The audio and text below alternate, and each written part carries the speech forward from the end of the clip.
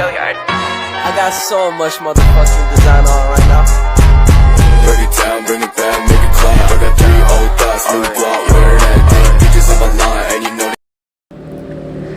Secara bahasa, maqasid asy-syariah terdiri dari dua kata, yaitu maqasid yang artinya kesengajaan atau tujuan, dan syariat artinya jalan menuju sumber air. Ini pula dikatakan sebagai jalan ke arah sumber pokok kehidupan.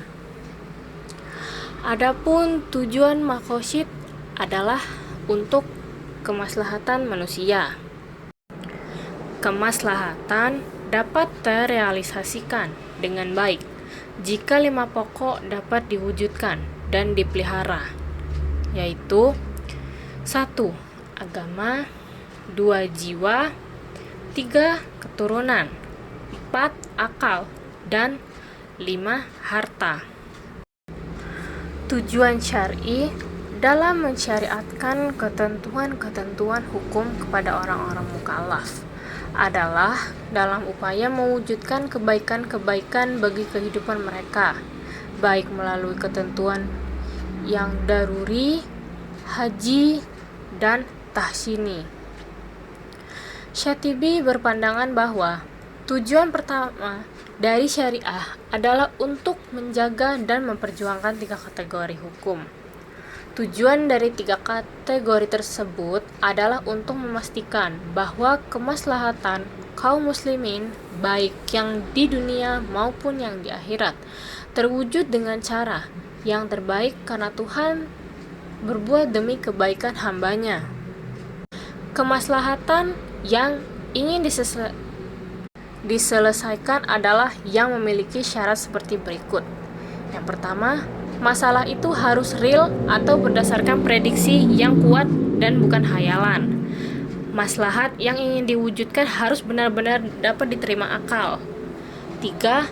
Harus sesuai dengan tujuan syariat secara umum dan tidak bertentangan dengan prinsip umum syariat.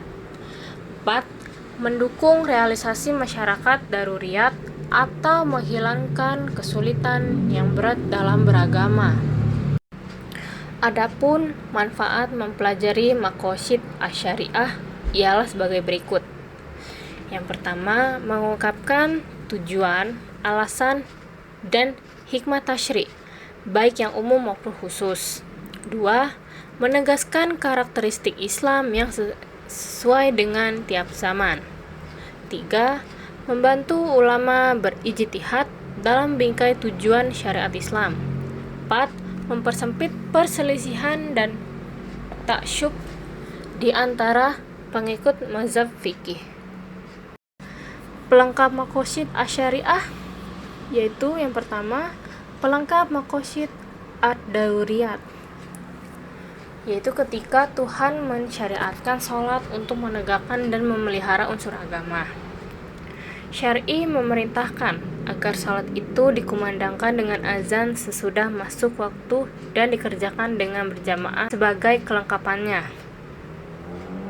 Pelengkap maqasid hajiyat. Tatkala syara' memberikan kemurahan kepada orang yang sedang dalam berpergian untuk mengqashar salat, lalu disempurnakan kemurahan itu dengan diperbolehkan menjamaknya. 3. Pelengkap maqasid tahsiniyat. Syar'i mewajibkan bersuci untuk menegakkan urusan tahsini. Kemudian, kewajiban bersuci itu disempurnakan dengan aturan-aturan sunat bagi bersuci. Tatkala syar'i mensunatkan menyembelih hewan kurban, disempurnakan perintah itu agar binatang yang dikurbankan dipilih dari binatang yang tidak cacat. Perantara maqasid asy-syariah.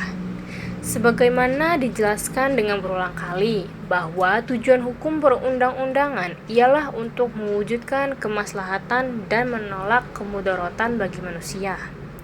Maksud tersebut dapat terwujud karena perintah dan kewajiban syariat dapat dilaksanakan dengan sebaik-baiknya dan dijauhi segala larangannya. Pengetahuan dan pemahaman yang benar mengenai sebab-sebab perintah itu dikeluarkan menjadi pendukung utama untuk menaati perintah syariat.